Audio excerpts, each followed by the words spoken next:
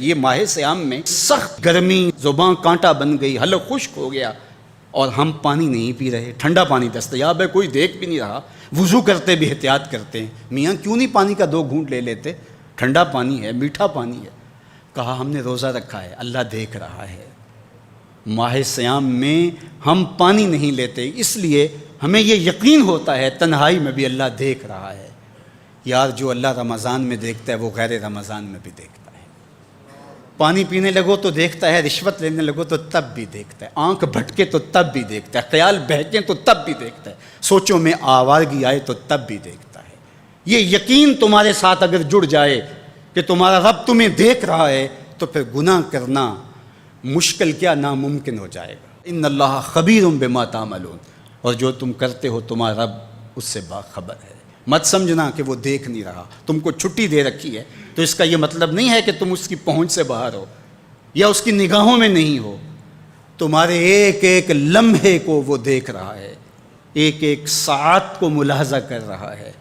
بند کمرے ہوں یا مخفی غاریں، تم جہاں بھی داد عیش دو تمہارا رب تمہیں دیکھ رہا ہے۔ کالے پہاڑ کی گہری غار میں چیونٹی چلتی ہے تو اس کے ننھے اور مہین پاؤں سے سینہ سنگ پر جو لکیر بنتی ہے تمہارا رب اس کو یوں دیکھتا ہے جیسے دیوار چین کو دیکھتا ہے۔ تو کیا وہ تمہارے اعمال کو نہیں دیکھتا؟ تمہارے ایک ایک عمل کو، تمہارے ارادے کو، تمہاری آنکھوں کی خیانت کو، تمہارے دل کے ارادے کو دیکھتا ہے۔ ایک ایک چیز سے وہ آگاہ ہے۔ وَلَا تَكُونُوا كَالَّذِينَ نَسُوا اللَّهَ، اور ان لوگوں کی طرح نہ ہو جانا جنہوں نے اللہ کو بھلا دیا، غافل ہو گئے، اپنی خواہشات کی زندگی گزارنے لگے۔ یہ جہاں مٹھا اگلا کس نے ڈٹھا، آرزوؤں کے نوکر بن گئے۔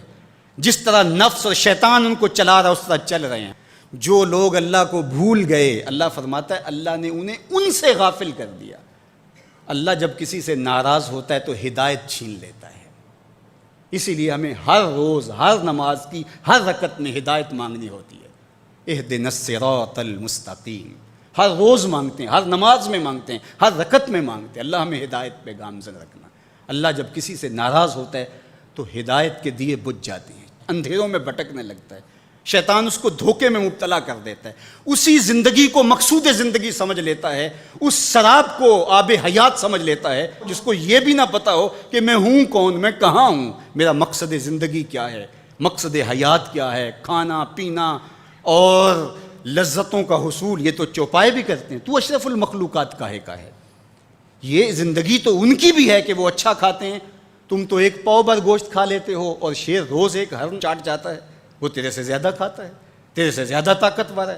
ہاتھی کا جسم تیرے سے کہیں بڑا ہے، پرندے ہواؤں میں اڑتے ہیں، مچھلی پانی کی تہوں میں اتر جاتی ہیں، عقاب کی نظروں اور بلندی پرواز کی دیکھنے والی ہوتی ہے، کرگس کہاں سے کہاں تک سونگھ لیتی ہے، ان کی قوت شامہ تیرے سے بڑی ہے، لیکن اس کے باوجود بھی افضل تو، اشرف بھی تو، اور اللہ نے اپنی نیابت کا تاج تیرے سر پہ رکھا ہے۔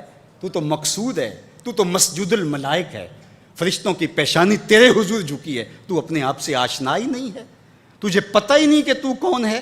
تو خدا کو بھول کے سمجھا کہ میری زندگی آزاد ہو گئی، اب میں جو چاہوں کروں، میں خدا کا بھی انکار کر دیا، بھلا دیا اس کو۔